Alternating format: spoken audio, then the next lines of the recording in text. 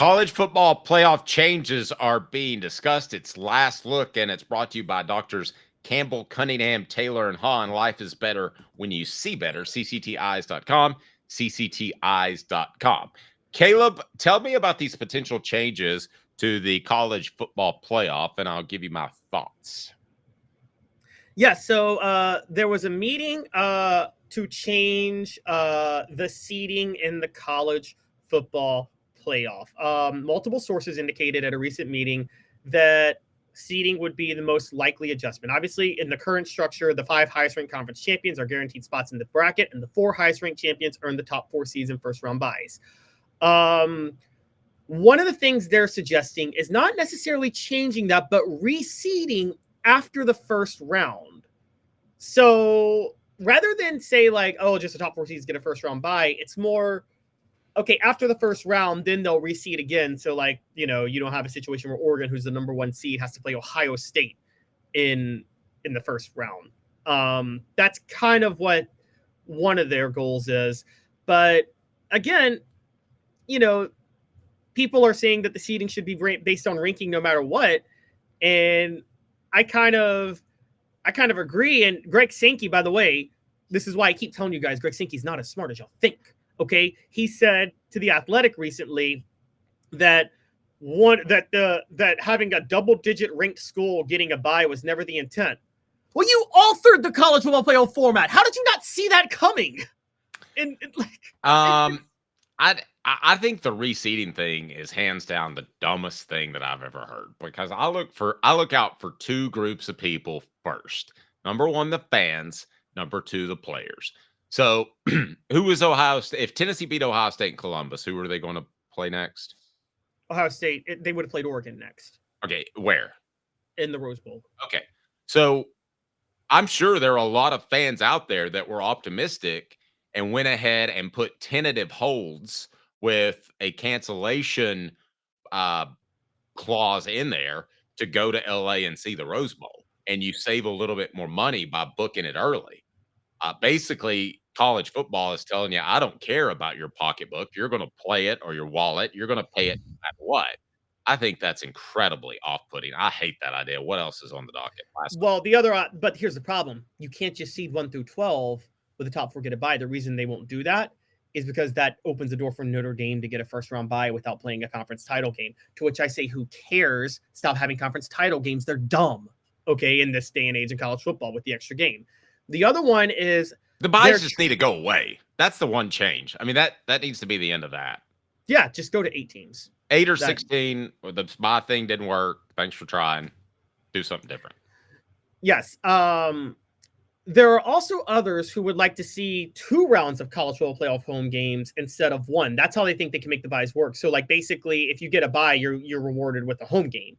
But people are really worried about that, because then all of a sudden you will eliminate certain bowl games that are part of this. The Cotton Fiesta, Petro, Sugar, and Orange are all part of the bowl games. They still want to make the bowl. They're trying to have their cake and eat it too, where they're making these elite bowls carry some weight while at the same time having a playoff. And Dave, I just don't think they can ever accept that's not going to happen. There's no status of, like, Ohio State beat Oregon in the Rose Bowl.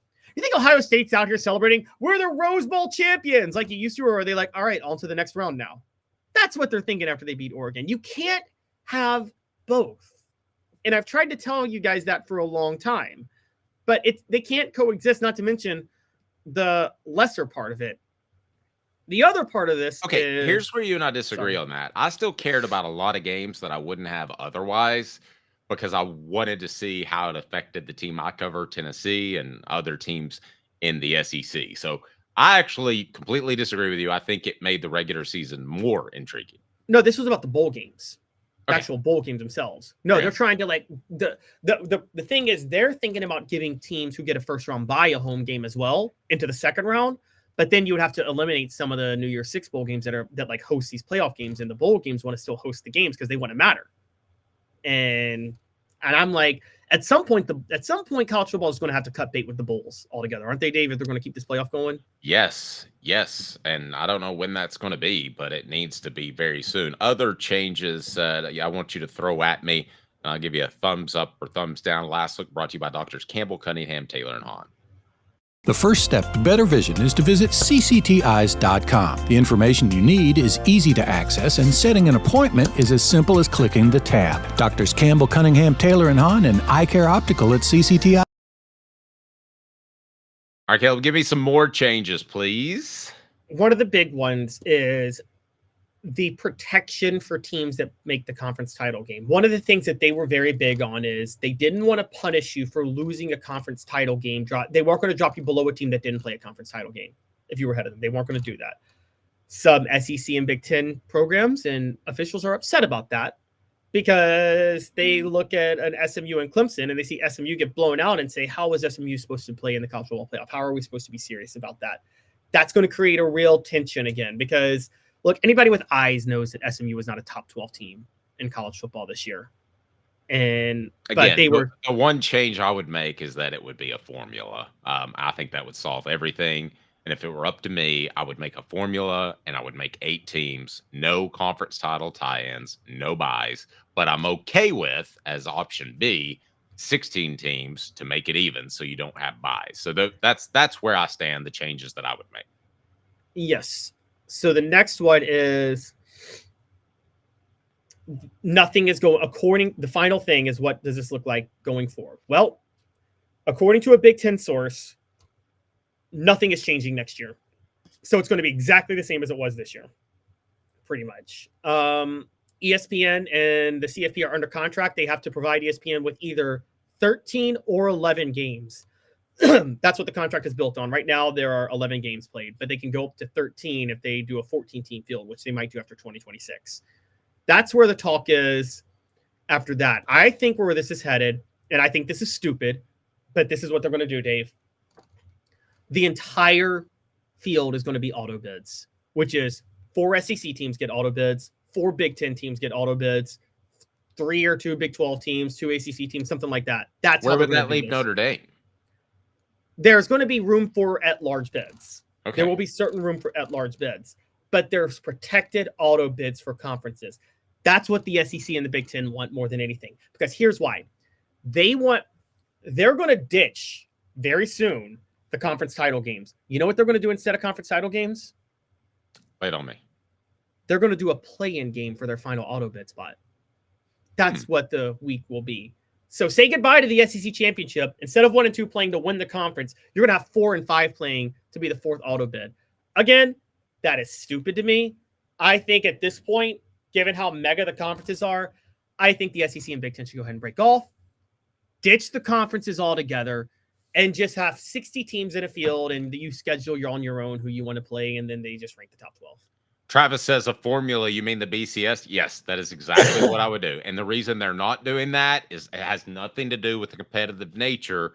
It has to do with they can sell a television show and the advertising around it each and every week when the college football playoff selection committee makes its announcement. Don't kid yourself. That's exactly what it's about, Caleb. I mean, I don't know what that show makes, but it's a revenue generator that didn't exist just a year ago, or yes, a couple of years ago, excuse me.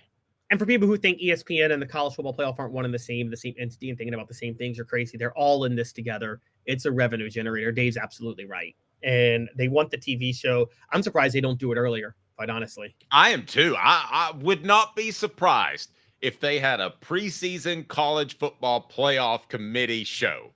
As a matter of fact, if I had to bet on whether they will or won't, I would bet that they will. What would you bet? If somebody said you got $100 and you got to bet it one way or the other, within 5 years, they'll have a preseason college football playoff show. I think within 5 years they will too. I think you're totally right, which is going to make it even worse because they're going to be so biased to their preseason rankings that you're so right. That's exactly what they're going to do. Oh my gosh. They need the team because wow, that's happening, guys.